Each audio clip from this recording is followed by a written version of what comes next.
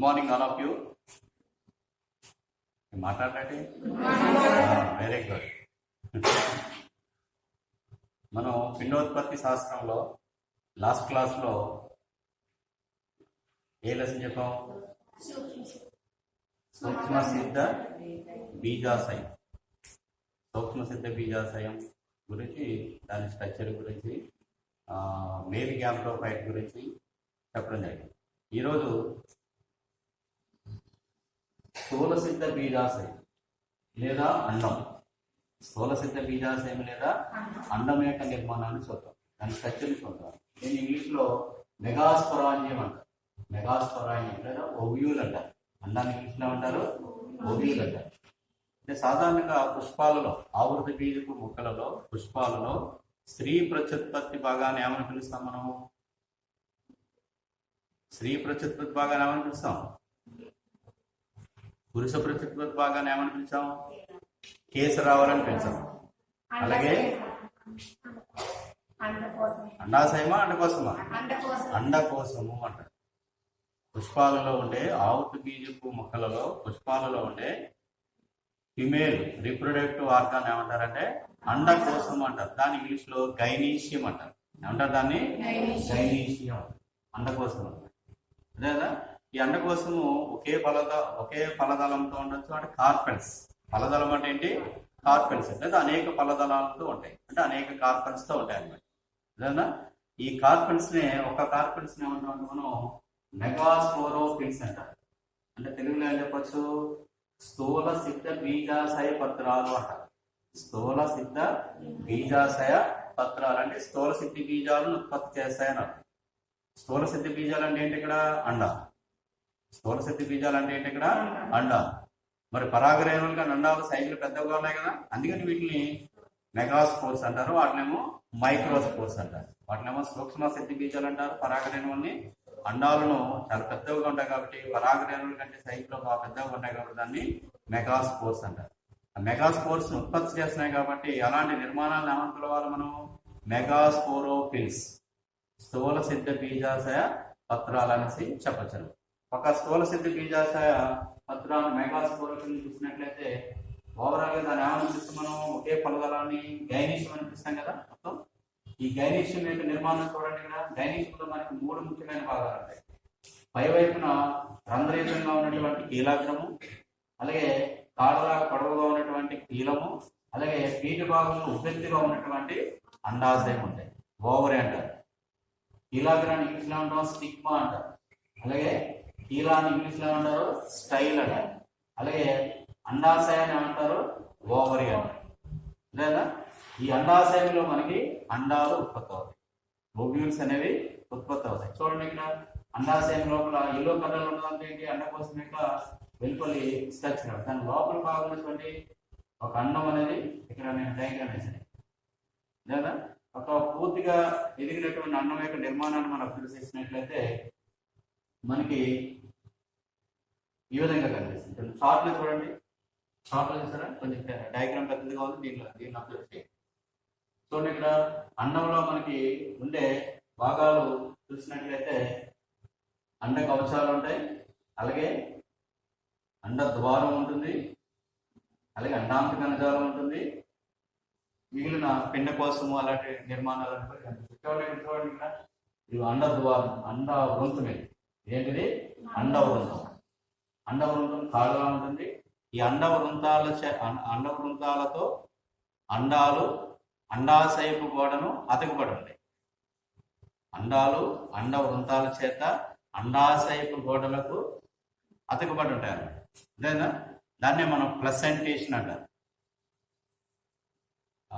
అండ వృంతాలు అండాశయపు గోడలకు అతుక్కుని ఉండే భాగాన్ని ఉంటారు ప్లసెంటా అంటారు. అలాగా అతుక్కొని ఉండడాన్ని ఏమంటాం మనం? ప్లసెంటేషన్ అంటారు. ప్లసెంటేషన్ అంటారు. అదేనా? ఇప్పుడు చిక్కుడుకాయ ఉందనుకోండి.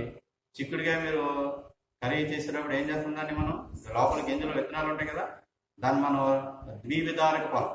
చిక్కుడుకాయ దేనికి ఎగ్జాంపుల్ చెప్తాం మనం? ఫ్రూట్స్ లో ద్వివిధారక ఫలం, లెగ్యూమ్ ఫ్రూట్ అన్నమాట.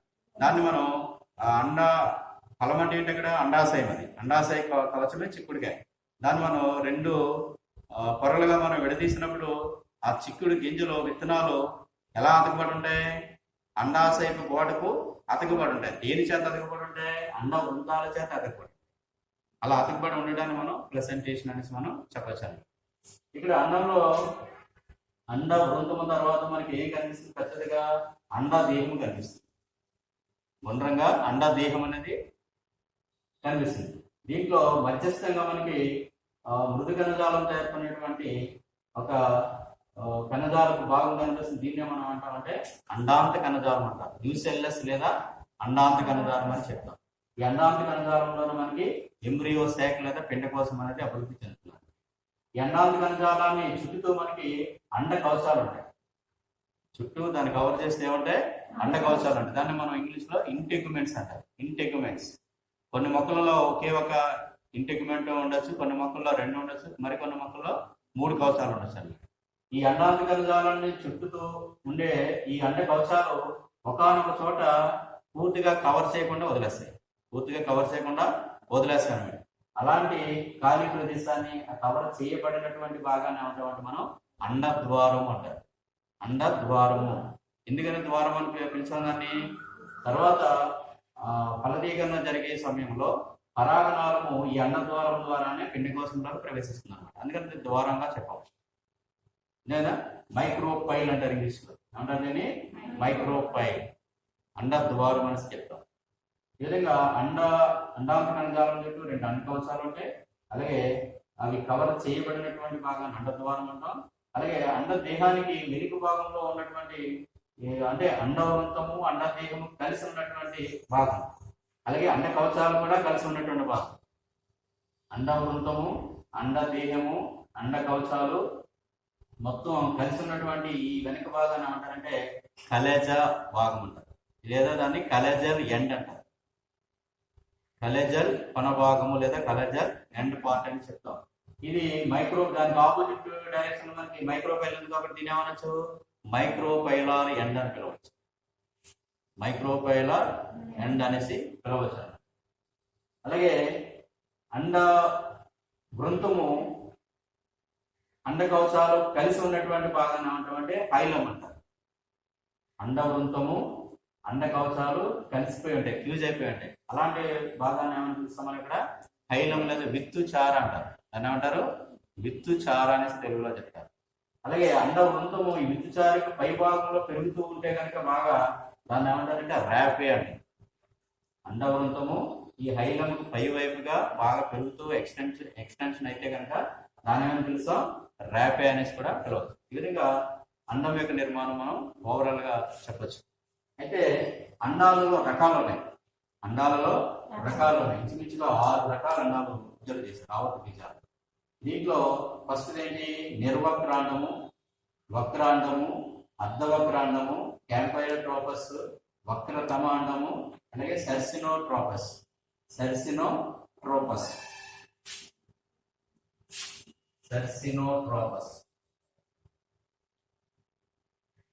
6 రకాల అండాలని ఐడెంటిఫై చేశారు. వాటి యొక్క నిర్మాణం అన్నమాట. దీంట్లో చూద్దాం. ఫస్ట్ ఏంటి? నిర్వక్ర అండము. నిర్వక్ర అండం అంటే ఏంటి? ఇంగ్లీష్ లో ఏం చెప్తాం మనం? అంటే వక్రము లేనిదని అర్థం. నిర్వక్రం అంటే ఏంటి? వక్రము లేనిదని అర్థం. అంటే ఇంగ్లీష్ లో దాన్ని ఏమని పిలుస్తా అంటే ఆర్థోట్రోపస్ అంటారు. ఏమంటారు దాన్ని? ఆర్థోట్రోపస్ ఓవ్యూల్ అంటారు. దీని నిర్మాణంలో మనం చూసినట్లయితే అండ వృంతము, అండ దేహము, అండ ద్వారము, అలాగే పిండకోశము మొత్తం 3 కూడా ఒకే సరళరేఖ మీద ఉన్నట్టు కనిపిస్తాం. అంటే ఎటువంటి వంపు ఉండదు అన్నమాట, ఎటువంటి వక్రగా ఉండదు. అండ వృంతము, అండ దేహము, అలాగే లోపల ఉన్నటువంటి పిండకోశము లేదా అండ ద్వారము, ఈ 3 కూడా ఒకే సరళరేఖ మీద నిదానం ఉంటాం కాబట్టి ఎటువంటి వంకర లేదు కాబట్టి దీన్ని నిర్వక్ర అండము లేదా ఆర్థోట్రోపస్ ఓవ్యూల్ అని చెప్తారు. తర్వాత రెండో రకమైన ఇది ఎలాంటి? ఏ కుటుంబ మొక్కలు? పోలిగోనేసి మొక్కల్లో ఉంటుంది అన్నమాట. పోలిగోనేసి ఫ్యామిలీ చెందినటువంటి మొక్కల్లో ఇది కనిపిస్తుంది. తర్వాత రెండోది ఏంటి? వక్రాండం. వక్రాండం చూడండి, ఇక్కడ ఎనాట్రోపస్ అంటారు. ఆర్థోట్రోపస్, ఎనాట్రోపస్ ఇంగ్లీష్ లో. ఇక్కడ చూసారా? అండ వృత్తానికి అండ దేహం అనేది 180 డిగ్రీ యాంగిల్లో బెండ్ అయిపోయింది. అందుకని ఇక్కడ మైక్రోపైలార్ ఎండ్ అనేది అండ వృత్తం పక్కకు వచ్చేసినట్టు అనిపిస్తుంది. ఇక్కడ మైక్రోపైలార్ ఎక్కడ ఉంది? పైన. కానీ ఇక్కడ మైక్రోబైల్ ఎక్కడ ఉంది, దీని పక్కగా చేరుకుంది, ఇంచుమించు 180 degrees బెండ్ అయిపోయింది. అందుకే దీని ఏమన్నా మనం ఎనాట్రోపస్ లేదా వక్ర అండం అని చెప్పాం. తర్వాత మూడోది ఏంటి, ఇది సింపెటాలే కుటుంబానికి చెందినటువంటి మొక్కలు ఉంది. తర్వాత మూడోది ఏంటి, అర్ధ వక్ర అండం, రన్నన్ కులేసి కుటుంబానికి చెందినటువంటి మొక్కలు మనకి ఇలాంటి అండం కనిపిస్తుంది. అర్ధ వక్ర అండం ఇది అనమాట, అర్ధ వక్ర అండం. దీనిలో చూడండి అండవ వృత్తం ఉంది, అండవ వృత్తం మీద అండ దేహము చూడు ఎలా అయ్యాలి చూడండి. అండవ వృత్తం మీద అండ దేహం అనేది ఇంచుమించుగా 90 degree యాంగిల్స్ లో ఉంది. అండవ వృత్తం మీద అండ దేహం అనేది 90 degree యాంగిల్స్ లో అరేంజ్ అయ్యింది. మైక్రోబైలార్ అంటే ఇక్కడ ఉంది. అందుకని దీని ఏమన్నా మనం అర్ధ వక్ర అండం, ఇది పూర్తిగా వక్రము చెందింది, ఇది సగం మాత్రమే వక్రం చెందింది. ఇది 180 degrees బెండ్ అయితే ఇది 90 degrees బెండ్, అందుకనే అర్ధ వక్ర అండం అనేసి మనం చెప్తున్నాం. తర్వాత ఫోర్త్ వన్ చూడండి, క్యాంపైలోట్రోపస్ అంటే ఫ్యాబేసి కుటుంబానికి చెందినటువంటి మొక్కల్లో మనకి ఇలాంటి అండం కనిపిస్తుంది. క్యాంపైలోట్రోపస్ చూడండి, షార్ట్ లో ఇచ్చాడు ఇక్కడ క్యాంపైలోట్రోపస్ అంటే ఇక్కడ అండ వృంతం మీద అండ దేహము ఈ అర్ధ వక్రాండంలా ఉంటుంది, కానీ లోపల పిండ కోసం మాత్రం బెండ్ అవుతుంది. లోపల ఎంబ్రియో శాఖ ఏమవుతుంది, బెండ్ అవుతుంది. గుర్రపనాడాకారంలో ఉంటుంది ఇక్కడ పిండ కోసం. గుర్రపనాడ అంటే తెలుసు కదా, గుర్రానికి కాళ్ళకి గిట్టల దగ్గర మనకి నాడాలు వేస్తారు. రోడ్డు మీద నడిచేటప్పుడు కాళ్ళు పాడవకుండా ఉండడం కోసం ఐరన్ నాడాలు వేస్తారు. అది ఎలా ఉంటుంది అనమాట, యూ షేప్ లో కనిపిస్తుంది. ఏ షేప్ లో కనిపిస్తుంది, యూ షేప్. ఆ యూ షేప్ లో ఉన్నట్టు కనిపిస్తుంది అక్కడ పిండ కోసం. అందుకని అండ దేహం లోపల పిండ కోసం భాగం వంపు తిరిగి ఉంటుంది. అందుకని దీన్ని క్యాంపైలోట్రోపస్ అంటారు. క్యాంపైలోట్రోపస్ ఓవ్యులెన్స్ అంటారు. ఇది ఫ్యాబేసి ఫ్యామిలీకి చెందినటువంటి మొక్కలు మనకి ఇలాంటి అండాలు అబ్జర్వ్ చేయాలి. తర్వాత ఫిఫ్త్ వన్ ఏంటి, వక్రతమాండం. లొజానియేసి ఫ్యామిలీలో మనకి ఇలాంటి అండాలు చూడొచ్చు. వక్రతమాండం అంటే చూడండి, అండ వృంతం ఉంటుంది, అండ దేహము ఇంచుమించుగా బెండ్ అవుతుంది. అలాగే పిండ కోసం కూడా పూర్తి స్థాయిలో గుర్రపునాడాకారంలో ఉండిపోయి ఈ విధంగా పూర్తిగా బెండ్ అయిపోతుంది. దీన్ని వక్రతమ అనే అండం అనేసి మనం చెప్పచ్చు. అలాగే సిక్స్త్ వన్ ఏంటి, సర్సినోట్రోపస్. సర్సినోట్రోపస్ చూడండి, అసలు అండ ద్వారం అనేది బయటకు కనిపిస్తుంది, పూర్తిగా సర్కులం లాగా లోపలికి తిరిగిపోయి ఉంటుంది అనమాట. చూడండి అండ వృత్తం ఎక్కడ ఉంటే అండ ద్వారం ఎక్కడ ఉంది, పూర్తిగా సర్కులంగా తిరిగిపోయి పై వైపుకి వెళ్ళిపోయి క్లోజ్ అయిపోతుంది, బయటకు ఓపెనింగ్ మనకు కనిపిస్తుంది. అలాంటి అండాలని మనం సర్సినోట్రోపస్ అంటారు. ఇది ఒపాన్షియాలో ఉంటుంది. ఒపాన్షియా మొక్కల్లో మనకి ఇలాంటి అండాలు మనం అవుతాయి. ఈ విధంగా ఈ 6 రకాల అండాలు గుర్తుపెట్టుకోవాలి. తర్వాత అండంలో భాగాలు ఒక్కొక్క దాని గురించి మనకి డీటెయిల్గా చూద్దాం. అండంలో మొట్టమొదటి భాగంగా మనం ఏం చెప్పచ్చు, అండ కవచాలు, ఇంటిగ్యుమెంట్స్. ఆల్రెడీ చెప్పాను మీకు ఇంటిగ్యుమెంట్స్. ఇంటిగ్యుమెంట్స్ లో మనకి 3 రకాలుగా ఉంటాయి అండాలు వివిధ మొక్కల్లో. అసలు కొన్ని మొక్కల్లో అండ కవచాలు అసలు ఉండవు అనమాట, ఇంటిగ్యుమెంట్స్ రహితంగా ఉంటాయి. అలాంటి అండాలను ఏమంటారంటే కవచరహిత అండాలు అంటారు. కవచరహిత అండాలు అంటే లొరాంథస్ ఫ్యామిలీలో మనకి ఇలాంటి కవచరహిత అండాలు కనిపిస్తాయి. ఇంకా అండాంత కణజాలను కవర్ చేస్తే అండ కవచాలు ఉండవే, అంటే ఇవి అండ కవచాలు. సరే, ఈ అండాంత కణజాలను కవర్ చేస్తూ ఈ అండ కవచాలు లేదా త్వచాలు అనేవి ఓపెన్ గా ఉంటుంది అనమాట. అలాంటి అండాలనే మనం కవచరహిత అండాలు అంటారు. ఎగ్జాంపుల్ లొరాంథస్. అలాగే ఏక కవచయుత అండాలు, ఒకే ఒక ఇంటిగ్మెంట్ ఉంటుంది అన్నమాట. అండాంత కణజాలను కవర్ చేస్తూ ఒకే ఒక కవచం అనేది ఉంది, అందుకని దాన్ని ఏక కవచయుత అండాలుగా చెప్పచ్చు. ఎగ్జాంపుల్ గ్యామోపెటాల్. అలాగే కవచయుత అండాలు అంటే 2 ఇంటిగ్మెంట్స్ ఉంటాయి అన్నమాట, డబుల్ ఇంటిగ్మెంట్స్ అన్నమాట. ఇది ఏ ఫ్యామిలీలో ఉంటుంది, పాలిపెటాలే వర్గానికి చెందినటువంటి మొక్కల్లో మనకి ఈ ద్వికవచయుత అండాలు కనిపిస్తారు. అలాగే రెండో పార్ట్ ఏంటంటే అండ కవచాల తర్వాత ఎండోథీలియం. రెండో పార్ట్ ఏంటి, ఎండోథీలియం. ఇక్కడ అండాంత కణజాలాన్ని కవర్ చేస్తూ మనకి ఇక్కడ ఏం కనిపిస్తుంది, మనకి రెండవ అండ కవచం అనేది కలిసి ఉంది. ఈ విధంగా కొన్ని మొక్కలలో ఈ రెండవ అండ కవచానికి అండాంత కణజాలానికి మధ్యలో ఒక ప్రత్యేకమైన పొర ఉంటుంది. ఒక ప్రత్యేకమైనటువంటి పొర ఉండి అనేక పోషక పదార్థాలను కలిగి ఉండి మనకి చూడండి టపెటమ్ లేయర్ అని చెప్పుకున్నాక సూక్ష్మ సిద్ధ బీజ జనంలో పరాకోశమే గడ్డికోతలో మిడిల్ లేయర్స్ తర్వాత స్పోరోజీనస్ టిష్యూకు ముందుగా మనకి ఏముంది, టపెటమ్ లేయర్ ఉంది. అలాగంటే ఒక ప్రత్యేకమైనటువంటి పొర ఇక్కడ మనకి కనిపిస్తుంది అన్నమాట. అంటే కొన్ని మొక్కలలో ఈ అండాంత కణజాలం నశించిపోతుంది, కాలక్రమేణా కరిగిపోతుంది అనమాట. అలాంటప్పుడు ఈ రెండవ అండకోశం నుంచి ఏర్పడినటువంటి ఆ ప్రత్యేకమైనటువంటి పొర నుంచే పోషక పదార్థాలను ఈ పిండ కోసం తీసుకుని అభివృద్ధి చెందుతున్నారు. అలాంటి లేయర్నే మనం ఏమని పిలుస్తాం, అక్కడ ఎండోథీలియం అని చెప్పచ్చు. తర్వాత మూడవ పార్ట్ ఏంటి, అన్నంలో ముఖ్యమైనటువంటి పార్ట్ అండద్వారం, మైక్రోఫైల్. అండద్వారం గురించి ఆల్రెడీ చెప్పాను. అండద్వారం, ఈ అండద్వారము అనేది కొన్ని మొక్కలలో రెండు కవచాలు తెరుచుకోవడం ద్వారా లేదా ఓపెనింగ్ గా ఉండడం ద్వారా ఏర్పడచ్చు, లేదా మరికొన్ని మొక్కలలో బాహ్య కవచం మాత్రమే రంధ్రంగా ఉండి లోపల కవచం కూడా క్లోజ్ అయి ఉండొచ్చు. అలా ఈ విధంగా అండాంత కణజాలాన్ని చుట్టుతూ ఏ ప్లేస్ లో అయితే పూర్తిగా అది కవర్ చేయకుండా ఓపెన్ గా ఉంటుందో దాన్ని మనం అండద్వారం అంటాం. అండద్వారం ద్వారానే పరాగణాలను లోపల ప్రవేశించి ఫలదీకరణ సమయంలో పురుష బీజగణాలను పిండకోశంలో విడుదల చేస్తున్నారు. అయితే పరాగణాలను లోపల ప్రవేశించేటప్పుడు దాన్ని పరాగణాలను ఎంకరేజ్ చేయడానికి, లోపలికి చొప్పించడానికి ఈ ద్వితీయ అండకవచాల నుంచి కొన్ని ప్రత్యేకమైనటువంటి స్రావాలు ఉత్పత్తి అవుతాయి. ద్వితీయ అండకవచాల నుంచి, అండద్వారం దగ్గర ఉన్నటువంటి ద్వితీయ అండకవచాల నుంచి కొన్ని ప్రత్యేకమైనటువంటి స్రావాలు ఉత్పత్తి అవ్వడం వల్ల, అలాగే స్త్రీ బీజ పరికరంలో ఉన్నటువంటి సహాయక కణాలు ఉత్పత్తి చేసే కొన్ని స్రావాలు, ఈ రెండు కలిసి పరాగనాళాన్ని లోపలికి చొప్పించేటట్టు దానికి దారిని చూపిస్తాయి అన్నమాట. దానికి దారిని చూపిస్తాయి.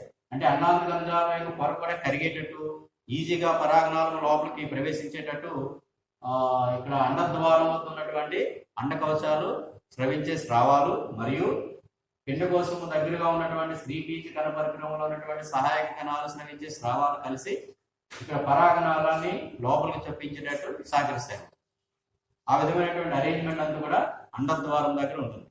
అందుకని ఎప్పుడు జిగురుగా స్రావక పదార్థాలతో తడిగా ఉంటుంది అనమాట ఈ ఏరియా అంతా కూడా, ఎంట్రన్స్ భాగం.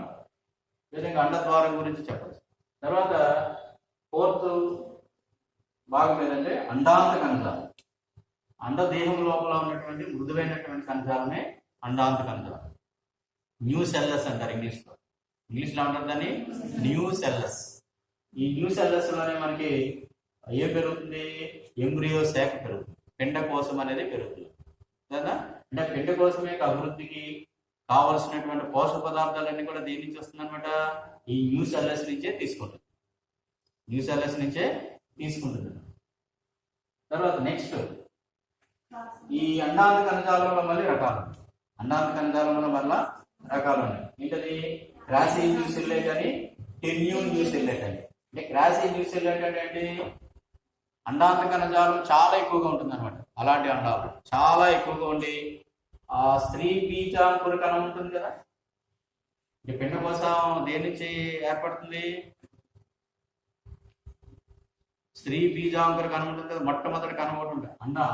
అండాంత కణజాలంలో ఒకానొక కణము ఇనిషియేట్ చెంది డివిజన్ చెంది అనేక విభజనలు చెందుకోవడం ద్వారా మనకి 8 కేంద్రకాలతో కూడినటువంటి పిండ కోసం ఏర్పడుతుంది. అంటే స్టార్టింగ్ లో ఈ అండాంత కణజాలం చాలా ఎక్కువగా ఉండి ఈ పిండ కోసం ఏర్పడడానికి కారకమైనటువంటి స్త్రీ బీజ ప్రథమాంకుర కణము అండాంత కణజాలంలో దిగబడి ఉంటుంది అన్నమాట. అది కణజాలం ఎక్కువగా ఉండడం వల్ల మధ్యస్థంగా ఉంటుంది అన్నమాట, కనిపించదు అసలు స్టార్టింగ్ లో. అలాంటి ఎక్కువగా అండాంత కణజాలం ఉండి స్త్రీ బీజాంకుర కణం కనిపించకుండా ఉన్నటువంటి అండాంత కణజాలపు రకాన్నే మనం ఏమని చూసినట్టు మనం గ్రాసీ న్యూ సెల్లెట్ రకం అని చెప్తున్నాం. కానీ మరికొన్ని మొక్కలలో అండాంత కణజాలం చాలా తక్కువగా ఉంటుంది. తక్కువగా ఉండి ఈ పిండ కోసం ఏర్పడడానికి కారణమైనటువంటి స్త్రీ బీజాంకుర ప్రథమ కణము ఓపెన్ గా బయటకు కనిపించేస్తుంది. ఓపెన్ గా బయటకు కనిపించేస్తుంది. కేవలం ఆ కణం చుట్టూ ఒక లేయర్ మాత్రం ఉంటుంది. అండాంత కణజాలం యొక్క లేయర్ ఒకటే మాత్రమే దాన్ని కవర్ చేస్తూ ఉంటుంది. ఆ స్త్రీ బీజాంకుర కణము బయటకు ఓపెన్ గా ఉంటుంది.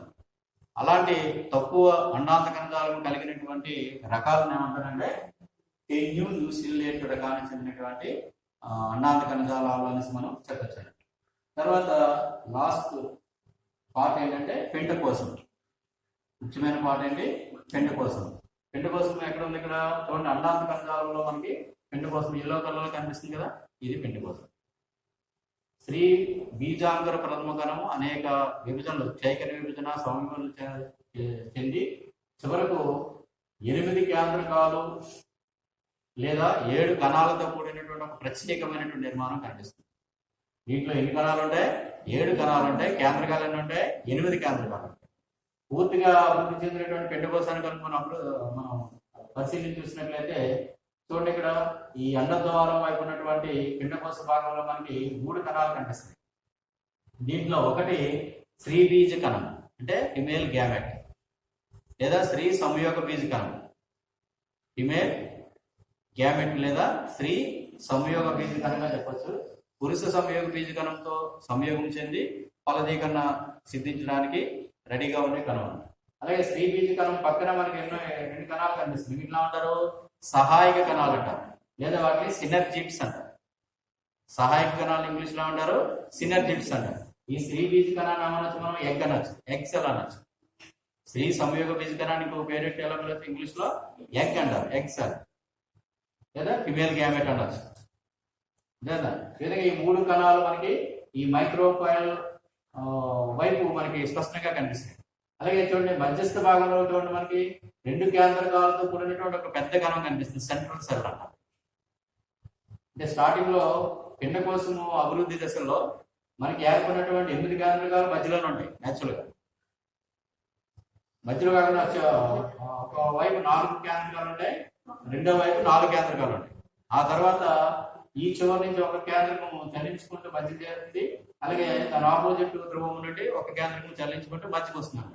అప్పుడు రెండు కేంద్రకాలు పక్క పక్కగా చేరినప్పుడు వాటి చుట్టూ కొంత జీవ పదార్థము ఒక కవచం ఏర్పడడం వల్ల ఒక పెద్ద కణం ఏర్పడుతుంది. ఆ కణంలో ఎన్ని కేంద్రకాలు ఉన్నాయన్నమాట?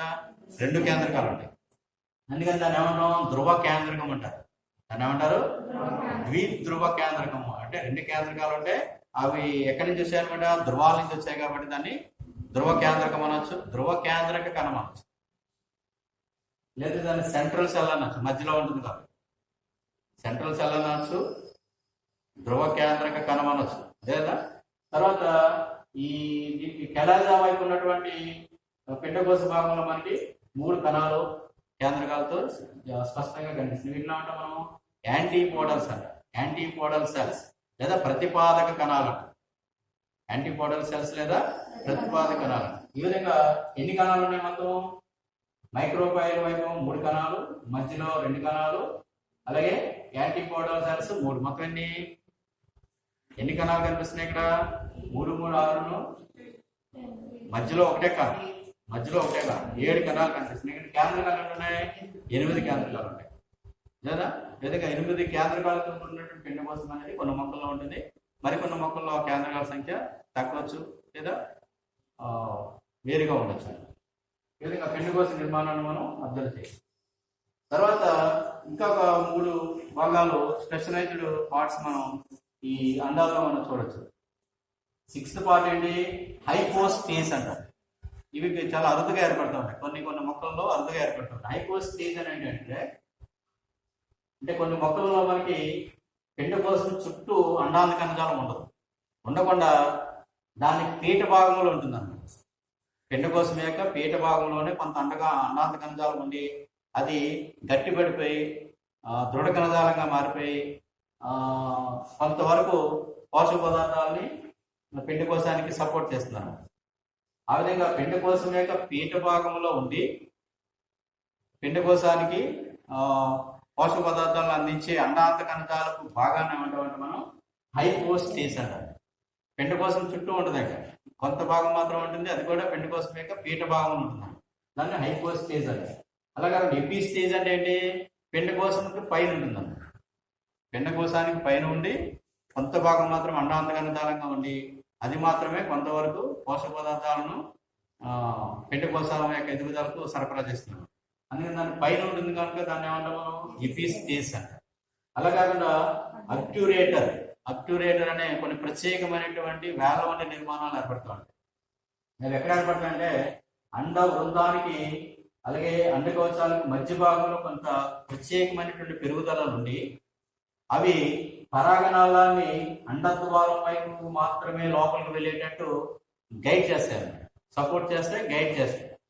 అలాంటి వంపు తిరిగినటువంటి కొన్ని ప్రత్యేకమైనటువంటి వేల వంటి నిర్మాణాలు అండద్వారానికి అండకవచానికి మధ్యలో ఏర్పడి పరాగనాళాన్ని అండద్వారం వైపు లోపలికి చొప్పించేటట్టు సహకరించే కొన్ని ప్రత్యేకమైనటువంటి వేల వంటి నిర్మాణాలనే మనం అక్యురేటర్ అనేసి చెప్తాం. ఇది కొన్ని మొక్కలలో మాత్రమే కామన్గా ఉంటుంది, అన్ని మొక్కల్లో ఉంటుంది. ఈ విధంగా పూర్తి స్థాయిలో అండం యొక్క నిర్మాణము గురించి మనం డీటెయిల్గా చెప్పచ్చు. ఓకేనా? రైట్.